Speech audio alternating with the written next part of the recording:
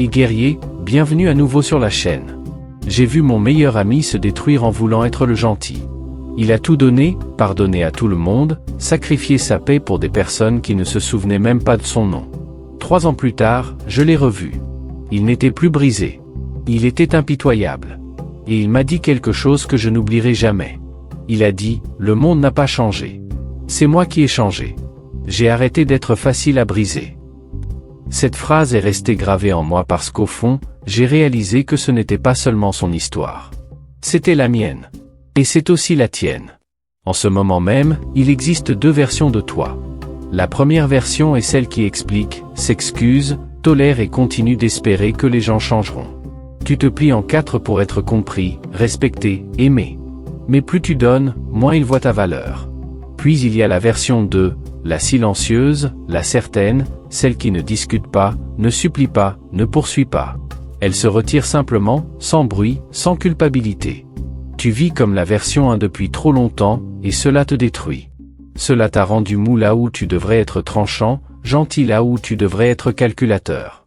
Machiavel a écrit un jour, « Il vaut mieux être craint qu'aimé si l'on ne peut être les deux ». Et il ne parlait pas de cruauté. Il parlait de contrôle, de savoir quand arrêter d'être celui qui se brise pour les autres. Aujourd'hui, je vais te montrer comment réveiller la version 2, la version impitoyable de toi-même, celle dont Machiavel parlait, celle que les gens ressentent mais ne peuvent jamais manipuler. Il y a 8 changements qui séparent ces 2 versions de toi. Chacun exigera une partie de ton ancien moi. Chacun te donnera l'impression de brûler ce qui te définissait autrefois. Mais si tu restes jusqu'à la fin, tu repartiras méconnaissable pour la personne que tu étais avant. Tu arrêteras de chercher la paix chez les autres et tu commenceras à la générer depuis l'intérieur. Tu apprendras le pouvoir d'être intouchable, car ce monde te brisera à moins que tu ne deviennes impitoyable. Et avant de commencer, je veux que tu écrives ceci dans les commentaires, je ne me briserai plus. Numéro 1, arrête de te donner aux ingrats. La première transformation vers l'impitoyabilité commence quand tu réalises ceci. Ta plus grande faiblesse n'a jamais été ton cœur. C'était l'endroit où tu l'as placé. Tu as saigné ton énergie dans des personnes qui se nourrissent de ta lumière sans jamais rien te rendre. Tu as continué d'aider, de pardonner, d'expliquer, d'espérer que peut-être, juste peut-être, ils verraient enfin ta valeur. Mais ils ne le font jamais. Pourquoi ? Parce que dans la psychologie du pouvoir, ce qui est donné librement est inconsciemment dévalorisé. Les gens associent instinctivement la générosité à l'infériorité. Ils supposent que si tu donnes trop facilement, c'est parce que tu as besoin d'être aimé. Et au moment où quelqu'un sent ton besoin, il te contrôle. C'est ainsi que la faiblesse naît. Non pas de l'échec, mais de la dépendance émotionnelle déguisée en gentillesse. Machiavel a dit un jour, « Les hommes offensent plus facilement celui qu'ils aiment que celui qu'ils craignent. » Les ingrats exploitent ta bonté précisément parce qu'ils ne craignent pas de la perdre. Ils savent que tu resteras. Ils savent que tu pardonneras. Ils savent que peu importe à quel point ils te traitent mal, tu rationaliseras leur comportement avec des excuses comme « ils traversent juste une période difficile ». Ce n'est pas de la compassion. C'est de l'auto-illusion. La vérité, c'est que les gens se souviennent de la douleur, pas de la gentillesse. Ils respectent les conséquences, pas les explications. Plus ta miséricorde est prévisible, plus tu deviens invisible. Chaque fois que tu as toléré le manque de respect, tu leur as appris à te voir comme jetable. Chaque fois que tu as expliqué ta valeur, tu as confirmé que tu devais la prouver. C'est la psychologie silencieuse qui explique pourquoi les gentils sont brisés en premier. Le monde ne te détruit pas parce que tu es gentil. Il te détruit parce que tu confonds être gentil avec être inoffensif. Les ingrats sont des prédateurs sous forme humaine. Ils ne chassent pas ton corps. Ils chassent ta culpabilité. Ils te font te sentir mal de te protéger. Ils transforment ton empathie en arme et te poignardent avec. Alors arrête de penser que tu dois ta loyauté à quelqu'un simplement parce que tu as déjà tenu à lui. Ton attention est un privilège, pas un droit. Accorde-la uniquement à ceux qui l'ont mérité par un respect constant. Tous les autres doivent ressentir la dureté de ton absence. Le détachement est ta défense. L'indifférence est ta revanche. Machiavel comprenait cela profondément lorsqu'il disait « Les hommes sont ingrats, changeants, faux, lâches et cupides ». Il t'avertissait « Ne donne jamais du pouvoir aux ingrats, car ils l'utiliseront pour t'affaiblir. Tu dois désapprendre la croyance selon laquelle être bon te sauvera. La bonté sans limite est une condamnation à mort. L'impitoyabilité n'est pas la cruauté. C'est la correction. C'est le moment où tu arrêtes de récompenser la trahison par l'accès. Quand tu arrêtes de répondre à chaque appel, de pardonner chaque mensonge, d'expliquer ton silence, les ingrats paniquent. Ils réalisent qu'ils ne peuvent plus se nourrir de tes réactions émotionnelles. C'est là que le pouvoir change de camp. Tu deviens celui qui décide qui mérite ton attention et qui disparaît dans l'insignifiance. Le monde appartient à ceux qui conservent leur énergie comme une arme, pas à ceux qui la gaspillent comme un vœu. Chaque once de force que tu verses dans les mauvaises personnes est un pouvoir volé à ton avenir. Retire-la. Accumule-la. Reconstruis-la. Laisse-les se demander ce qu'il est advenu de ta chaleur. Dis-leur qu'elle a gelé quand tu as enfin vu la vérité. Certaines personnes méritent davantage ta distance que ta dévotion. Maintenant, je veux que tu écrives cette affirmation dans les commentaires. Ma gentillesse a des limites. Numéro 2. Transforme la douleur en pouvoir. La douleur est le professeur le plus pur parce qu'elle ne ment jamais. Elle ne flatte pas ton ego. Elle ne se soucie pas de tes excuses. Elle t'expose, te dépouille, brûle tout ce qu'il y a de faible en toi jusqu'à ce qu'il ne reste que le vrai toi. La différence entre les brisés et les puissants n'est pas la quantité de douleur ressentie. C'est ce qu'ils en font. Les faibles se noient dans la douleur parce qu'ils cherchent encore l'équité. Ils pensent toujours que le monde leur doit la guérison. Mais les esprits impitoyables connaissent la vérité. La douleur est une monnaie. Soit tu l'investis pour te construire, soit tu la gaspilles en te plaignant. Ceux qui s'élèvent de la destruction ne sont pas chanceux. Ils sont stratégiques. Ils regardent la trahison, le chagrin et l'échec et au lieu de demander « Pourquoi moi ?», ils demandent « Qu'est-ce que cela m'enseigne sur le contrôle ?» Machiavel a dit un jour « Ne gaspille jamais l'opportunité offerte par une bonne crise. » Chaque moment de souffrance est une opportunité d'évoluer en quelqu'un d'intouchable. La douleur n'est pas une punition. C'est une information. Elle te montre exactement où se trouve ta faiblesse. Chaque trahison révèle à qui tu as fait trop facilement confiance. Chaque rejet montre où tu as placé ta valeur. Chaque perte expose l'illusion de la permanence. Lorsque tu commences à voir la douleur sous cet angle, elle cesse d'être une blessure et devient une arme. Tu commences à l'utiliser pour aiguiser ton esprit au lieu de le détruire. La psychologie sombre de la transformation consiste à transmuter la souffrance en stratégie. La plupart des gens pleurent pour se sentir mieux. Les forts réfléchissent pour devenir plus forts. Lorsqu'ils sont blessés, ils ne poursuivent pas la clôture émotionnelle. Ils créent du pouvoir. Ils étudient leurs ennemis au lieu de les haïr. Ils analysent leurs erreurs au lieu de les fuir. Ils transforment chaque chagrin en discipline émotionnelle, chaque déception en concentration. C'est l'essence de la résilience machiavélienne, utiliser la cruauté du monde comme carburant, pas comme chaîne. La douleur est la forge où naît la domination. Quand la vie te brise, elle te montre qui tu es vraiment sans masque. Arrête de la fuir. Assieds-toi avec elle. Ressens chaque parcelle du feu. Car une fois que tu as survécu à ta propre souffrance, plus personne ne peut te contrôler par la peur. Le moment où tu cesses de craindre la douleur, tu deviens imprévisible. Et l'imprévisibilité est le pouvoir. Quand les autres essaient de te manipuler par la culpabilité ou le rejet, cela ne fonctionne plus, car tu as déjà affronté pire et survécu. Machiavel croyait qu'un homme sage apprend davantage du malheur que du confort. Parce que la douleur active la conscience. Elle force l'évolution. Elle fait taire l'illusion. Tu commences à voir les gens tels qu'ils sont, pas tels que tu aurais voulu qu'ils soient. Tu choisis la logique plutôt que l'émotion. Plus tu endures, moins tu deviens réactif. Tu te déplaces comme quelqu'un qui est déjà passé par le feu et a survécu. Cette énergie impose le respect parce qu'elle est dangereuse. Les gens la ressentent quand tu entres dans une pièce. L'aura de quelqu'un qui a transformé chaque blessure en sagesse. Tu ne portes plus tes cicatrices avec honte. Tu les portes comme une armure. Ton silence devient lourd. Ton regard, stable. C'est à ce moment-là que tu sais que tu es passé de quelqu'un façonné par la douleur à quelqu'un qui façonne les autres à travers elle. La prochaine fois que la vie te fait mal, ne la maudis pas. Étudie-la. Demande-toi quel avantage se cache ici. Car chaque instant d'agonie porte une graine de domination si tu es assez impitoyable pour l'utiliser. Écris cette affirmation dans les commentaires, ma douleur construit mon pouvoir.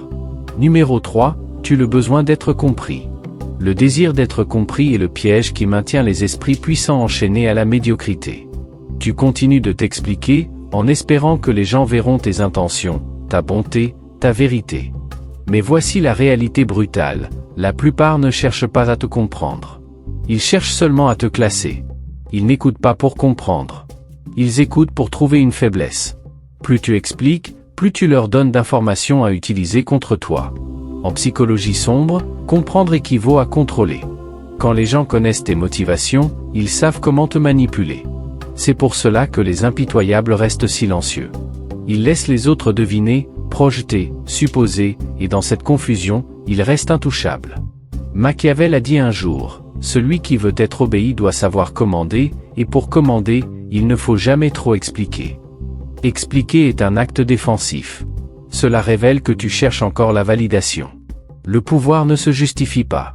Il existe, tout simplement. Les personnes les plus intimidantes sont celles qui n'expliquent pas pourquoi elles agissent, ressentent ou disparaissent. Leur silence crée une tension. Cette tension crée le respect. Les faibles supplient pour être vus. Les forts choisissent d'être mal compris. Tu dois comprendre que lorsque tu cesses de te défendre, tu deviens imprévisible. Et l'imprévisibilité est la jumelle de la peur. Les gens ne peuvent pas contrôler ce qu'ils ne peuvent pas lire. C'est pourquoi les dirigeants, les leaders et les stratèges à travers l'histoire ont maîtrisé l'art de l'ambiguïté. Ils parlaient moins qu'ils ne savaient et agissaient plus qu'ils n'expliquaient. Tu dois apprendre à faire de même. Chaque fois que tu te précipites pour expliquer tes intentions, tu offres le plan détaillé de tes émotions. Tu apprends aux autres comment te désarmer. Le danger de la transparence, c'est qu'elle invite à la dissection, et la dissection tue toujours la magie du pouvoir. Machiavel écrivait, « Le sage fait immédiatement ce que le fou fait à la fin. » Le sage cesse tôt de se justifier, tandis que le fou continue de parler jusqu'à être exposé. Tu ne dois de clarté à personne concernant tes choix. Tu ne dois d'explication à personne pour ta distance, ton silence, tes standards ou ton changement. Laisse-les mal comprendre. Laisse-les penser que tu es devenu froid, arrogant, détaché. Chaque étiquette fausse qu'ils te collent ajoute une couche supplémentaire à ton armure. Le moment où tu cesses d'essayer de les corriger, tu reprends le contrôle. Car le contrôle réside dans la retenue. Le silence n'est pas une faiblesse. C'est une maîtrise armée. Il rend les autres nerveux parce qu'ils ne peuvent pas prévoir ton prochain mouvement. Et l'incertitude les rend prudents. C'est la domination psychologique. Pense aux personnes les plus puissantes que tu aies jamais rencontrées. Elles n'étaient pas bruyantes. Elles étaient composées. Leur présence exigeait l'attention. Non pas parce qu'elles criaient, mais parce qu'elles n'en avaient pas besoin. Chaque mot qu'elles ne disaient pas parlait plus fort que 1000 justifications. Tu dois devenir ce genre de présence. Un mystère que personne ne peut totalement saisir. Une tempête qui ne s'annonce pas. Quand quelqu'un essaie de te provoquer, laisse ton silence étouffer son ego. Quand quelqu'un te juge mal, laisse-le s'asseoir dans ses propres suppositions. La vérité est ton arme. Ne la gaspille pas à prouver ton innocence. Ceux qui ont besoin de te comprendre ne le méritent pas. Ceux qui te valorisent vraiment n'auront jamais besoin d'explications. Le pouvoir ne consiste pas à convaincre les autres. Il consiste à devenir si sûr de toi que leur confusion n'a plus d'importance. Une fois que tu n'as plus besoin d'être compris, tu commences enfin à te comprendre toi-même. Écris cette affirmation dans les commentaires, mon silence parle avec puissance. Numéro 4, détache-toi. Ne supplie pas. Supplier pour de l'attention, de l'amour ou une clôture émotionnelle est la manière dont les puissants deviennent des esclaves. Plus tu poursuis ceux qui s'éloignent, plus tu rétrécis aux yeux de ceux qui n'ont jamais eu l'intention de te valoriser. Le détachement n'est pas de la froideur. C'est du contrôle. C'est la capacité de s'éloigner de tout ce qui menace ton respect de toi-même, peu n'importe à quel point tu le désirais. La plupart des gens confondent attachement et loyauté, mais ce sont des opposés. La loyauté est une force. L'attachement est une dépendance. Le monde t'a conditionné à croire que te battre pour les gens prouve ton affection. Mais en psychologie sombre, celui qui poursuit perd toujours le pouvoir. L'acte de supplier, que ce soit pour du temps, de l'affection ou de l'attention, diffuse un message de faiblesse, et la faiblesse invite l'exploitation. Machiavel a écrit, « Celui qui n'est pas maître de lui-même ne peut être maître des autres. » Quand tes émotions te gouvernent, tu es facile à contrôler. Les impitoyables se détachent non pas parce qu'ils manquent d'émotions, mais parce qu'ils refusent d'en être possédés. Quand quelqu'un s'éloigne, ils ne discutent pas et n'expliquent pas.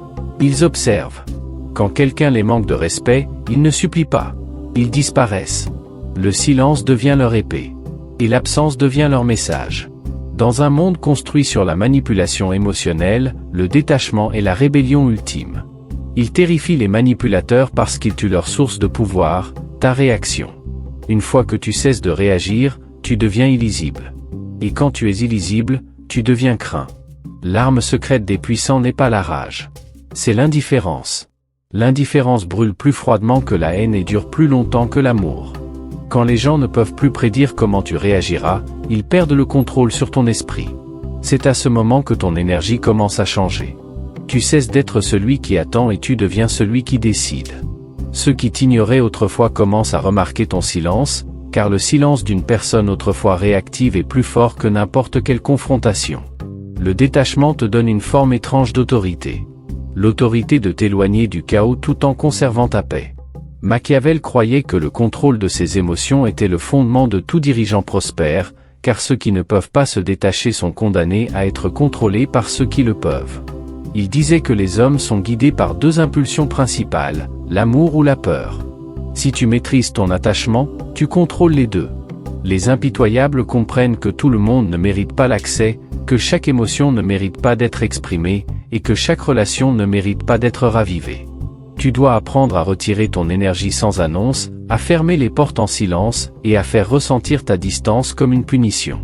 C'est une guerre psychologique dans sa forme la plus élégante. Plus tu te détaches, plus tu récupères ton pouvoir. Tu réalises alors que la paix ne se trouve pas dans la connexion.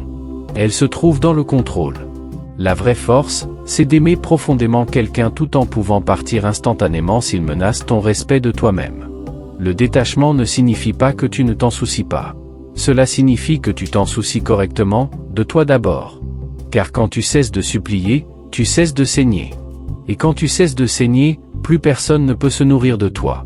Écris cette affirmation dans les commentaires, je choisis la paix plutôt que les gens. Numéro 5, les limites sont ton armure. Les limites sont les murs invisibles qui séparent le pouvoir du chaos. Sans elles, ta vie devient un champ ouvert où n'importe qui peut entrer, prendre ce qu'il veut et te laisser vider. On t'a appris à croire que dire non est égoïste, que poser des limites te rend méchant. Mais en vérité, l'absence de limites est une trahison de soi. Chaque fois que tu tolères le manque de respect, chaque fois que tu pardonnes sans conséquence, chaque fois que tu laisses les gens franchir des lignes pour préserver la paix, tu abandonnes des morceaux de toi-même. Les hommes et les femmes faibles confondent tolérance et force. Les impitoyables savent mieux. Ils comprennent qu'un cœur sans armure est une cible. Machiavel a écrit un jour, « Un prince qui n'est pas sage par lui-même ne peut être bien conseillé ». Ce qu'il voulait dire était simple, si tu ne peux pas te protéger, personne d'autre ne le fera. Le monde n'honore pas l'ouverture. Il l'exploite. Ceux qui sourient à ta gentillesse aujourd'hui utiliseront ton pardon demain. C'est la nature du désir humain sans contrôle. Les gens testent toujours les limites que tu refuses d'imposer. Les limites ne sont pas des murs pour exclure les autres. Ce sont des portes qui protègent ce qu'il y a de sacré en toi. Elles ne sont pas de la cruauté. Elles sont de la clarté. Et la clarté terrifie les manipulateurs parce qu'elle leur enlève tout levier. En psychologie sombre, les limites sont des armes de contrôle. Celui qui les impose dicte les règles de chaque relation. Quand tu dis calmement non sans culpabilité, tu communiques la dominance. Quand tu coupes l'accès après une trahison, tu annonces que ta valeur n'est pas négociable. Les puissants ne débattent pas du respect. Ils le démontrent par la distance. Le pardon sans conséquence est une soumission. La miséricorde sans structure invite le chaos. Le moment où tu cesses de récompenser un mauvais comportement par ta présence, tu commences à imposer le silence à ceux qui te manquaient de respect. Les craintifs appelleront cela de l'arrogance. Les faibles diront que c'est de l'ego. Mais les sages reconnaîtront que c'est de l'autocommande. Machiavel a aussi dit, « Celui qui se laisse tromper mérite d'être trompé ». Tu apprends aux gens comment te traiter parce que tu tolères. Le moment où tu protèges ton espace comme une forteresse, les parasites disparaissent, le bruit s'éteint et ta paix revient. C'est là que tu vois enfin qui te valorise réellement. Ceux qui respectent tes règles au lieu de les mépriser. Les limites attirent la qualité et repoussent la corruption. Elles filtrent les loyaux des opportunistes, les sincères des manipulateurs. Elles font que ta présence se mérite, elle n'est pas disponible. Vivre sans limite, c'est vivre sans dignité. Vivre avec elle, c'est commander ton monde avec une autorité silencieuse. Les impitoyables savent que la gentillesse sans défense invite la destruction. Ils construisent donc des murs non par peur, mais par sagesse. Car l'objectif n'est pas d'être aimé, mais d'être respecté. Souviens-toi, chaque limite que tu poses est une déclaration. C'est ici que commence ma paix. Et ceux qui te valorisent vraiment ne te demanderont jamais d'abaisser ton armure. Ils se tiendront devant elle avec honneur. Maintenant, écris cette affirmation dans les commentaires, mes limites me protègent. Numéro 6, maîtrise l'art du silence. Le silence est l'arme que les puissants utilisent lorsque les mots perdent leur valeur. La plupart des gens craignent le silence parce qu'il expose leur manque de contrôle. Ils parlent pour remplir le vide, pour prouver leur confiance, pour chercher la validation à travers le bruit. Mais chaque mot inutile que tu prononces devient une munition pour la manipulation de quelqu'un d'autre. Les sages comprennent que dans un monde accro au bavardage, le silence est une domination. Machiavel a écrit « Ne révèle jamais toutes tes pensées, car cela te rend prévisible et vulnérable. » Dès que les gens peuvent lire tes émotions, ils peuvent calculer tes réactions. Et celui qui peut prédire peut contrôler. Le silence te rend illisible. Il construit une atmosphère de mystère qui force les autres à douter d'eux-mêmes. L'homme silencieux dans une pièce détient toujours plus de pouvoir que celui qui crie pour attirer l'attention. En psychologie sombre, le silence n'est pas un vide. C'est une stratégie. Il déplace l'équilibre du contrôle sans confrontation. Quand tu ne dis rien, tu laisses les autres tout révéler. Ils exposent leurs insécurités, leurs motivations et leurs faiblesses en essayant de te comprendre. Les impitoyables utilisent cela à leur avantage. Ils écoutent plus qu'ils ne parlent, observent plus qu'ils n'expliquent et agissent plus qu'ils ne promettent. Les faibles se précipitent pour prouver leur point de vue. Les forts attendent le moment parfait pour frapper. Chaque pause que tu maintiens dans une conversation augmente ton autorité. Chaque fois que tu laisses les autres combler le silence, ils abandonnent sans le savoir des informations. Machiavel croyait que le pouvoir prospère dans la perception. Moins les gens connaissent tes intentions, plus ils les craignent. Le silence crée une tension psychologique.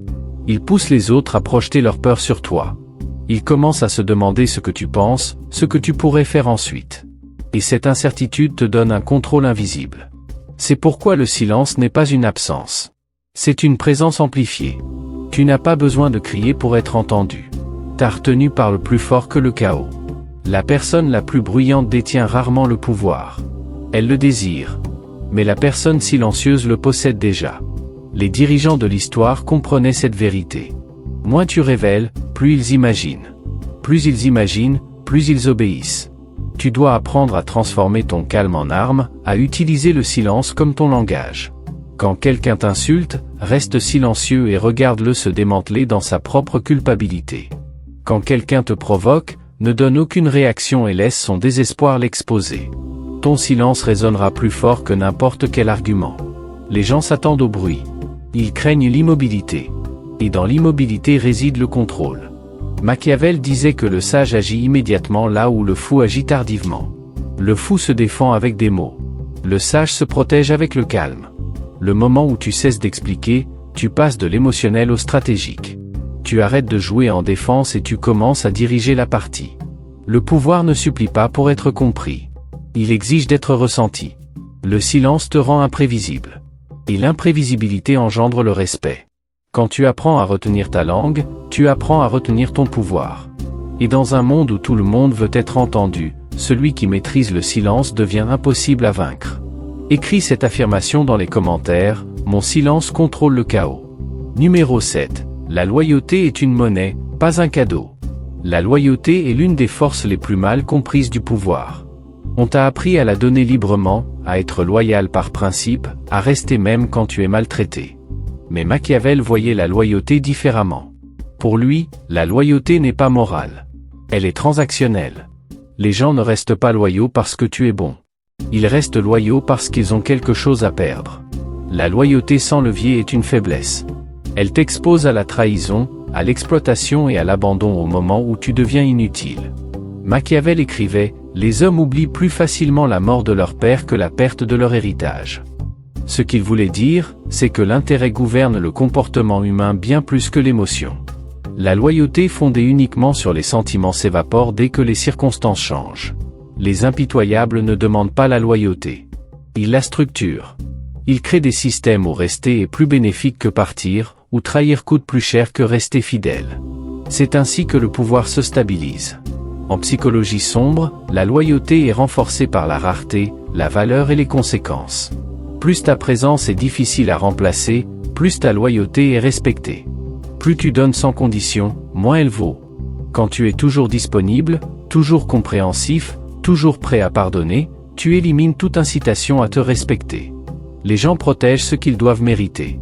Ils négligent ce qui est gratuit. Les puissants comprennent que la loyauté doit être testée. Pas par la manipulation, mais par l'observation. Qui reste quand tu dis non? Qui te respecte quand tu retires ton soutien? Qui agit avec intégrité quand il n'y a rien à gagner? La vraie loyauté se révèle dans l'inconfort. Pas dans la facilité. Ceux qui sont là uniquement quand tu donnes partiront dès que tu cesses. Machiavel avertissait que celui qui s'appuie sur la loyauté aveugle construit sur du sable. Les alliances doivent être entretenues par l'équilibre, pas par la naïveté. Tu n'as pas besoin de beaucoup de gens loyaux. Tu as besoin de quelques personnes pour qui te perdre serait une erreur. La loyauté authentique n'est pas bruyante. Elle est cohérente. Elle se montre dans les actions, pas dans les promesses. Les paroles sont bon marché. Le comportement est la vraie monnaie. Quand tu comprends cela, tu arrêtes de supplier pour la fidélité. Tu deviens quelqu'un qu'on ne peut pas se permettre de trahir. Et à ce moment-là, la loyauté cesse d'être un risque et devient une protection. Souviens-toi, sois juste, mais jamais prévisible. Récompense la loyauté, mais n'en dépend pas. Et ne confonds jamais l'habitude avec la fidélité. Écris cette affirmation dans les commentaires, la loyauté se mérite. Numéro 8, deviens intouchable. Être intouchable ne signifie pas être invincible. Cela signifie être hors d'atteinte émotionnellement, psychologiquement et stratégiquement. Les attaques ne cessent jamais. Mais leur impact, lui, peut être neutralisé. La plupart des gens sont faciles à atteindre parce qu'ils réagissent à tout. Une insulte les déstabilise. Une critique les consume. Un rejet les brise. Cette réactivité est une invitation ouverte à la manipulation. Machiavel comprenait que celui qui contrôle ses réactions contrôle le jeu. Plus tu es émotionnellement prévisible, plus tu es facile à provoquer. Plus tu es difficile à ébranler, plus tu deviens dangereux. L'intouchabilité commence par le détachement. Tu observes sans t'attacher, tu écoutes sans absorber, tu réponds sans te justifier. Ce calme crée une barrière que les autres ne peuvent pas franchir. En psychologie sombre, l'indifférence contrôlée est l'une des formes de pouvoir les plus élevées. Elle frustre les manipulateurs parce qu'elle leur enlève leur récompense principale, ta réaction. Quand quelqu'un essaie de te rabaisser et que tu ne réagis pas, il perd son levier. Quand quelqu'un cherche à te provoquer et que tu restes calme, il révèle sa faiblesse. Ton détachement les force à affronter leur propre insignifiance. Les impitoyables ne se défendent pas contre chaque attaque. Ils choisissent lesquels méritent une réponse. Le silence, le retrait et la distance sont souvent des réponses plus puissantes que la confrontation. Machiavel écrivait que le prince sage évite les pièges avant qu'ils ne se referment. Être intouchable, c'est refuser d'entrer dans les jeux des autres. Tu ne combats pas chaque bataille. Tu choisis celle qui compte. Cela exige une discipline émotionnelle. Tu dois cesser de vouloir être aimé, compris ou validé par tout le monde. Le besoin d'approbation est une chaîne. Une fois brisé, tu deviens libre. Les gens tenteront de te tester, de te pousser, de te provoquer. Pas parce que tu es faible, mais parce que ta force les dérange. Reste stable. Reste froid. Reste maître de toi-même. L'intouchabilité ne se crie pas. Elle se ressent. Elle se manifeste dans ta posture, ton regard, ton rythme. Les gens sentent quand ils n'ont aucun accès à ton monde intérieur. Et quand ils sentent cela, ils reculent. Devenir intouchable, ce n'est pas fuir la vie. C'est refuser de donner ton énergie à ce qui ne la mérite pas. C'est protéger ton esprit comme une citadelle. Écris cette affirmation dans les commentaires, je suis intouchable. Machiavel n'enseignait pas la cruauté gratuite. Il enseignait la lucidité. Le monde n'est pas juste, et attendre qu'il le devienne est une faiblesse déguisée en vertu. Le pouvoir ne consiste pas à dominer les autres, mais à se gouverner soi-même. Ceux qui maîtrisent leurs limites, leur silence, leurs alliances et leurs émotions ne vivent pas dans la peur. Ils vivent dans le contrôle. Ces lois ne sont pas faites pour rendre ta vie plus dure, mais plus claire. Elles te libèrent de l'illusion que la gentillesse seule te protégera. Elles t'apprennent à naviguer dans un monde où tout le monde n'est pas bienveillant. Applique-les avec intelligence. Utilise-les avec retenue. Et surtout, ne les révèle pas à ceux qui ne les comprendraient pas. Car le vrai pouvoir ne s'exhibe pas. Il s'exerce dans l'ombre, avec calme, précision et discipline. Si tu es arrivé jusqu'ici, écris ceci dans les commentaires, je contrôle mon pouvoir.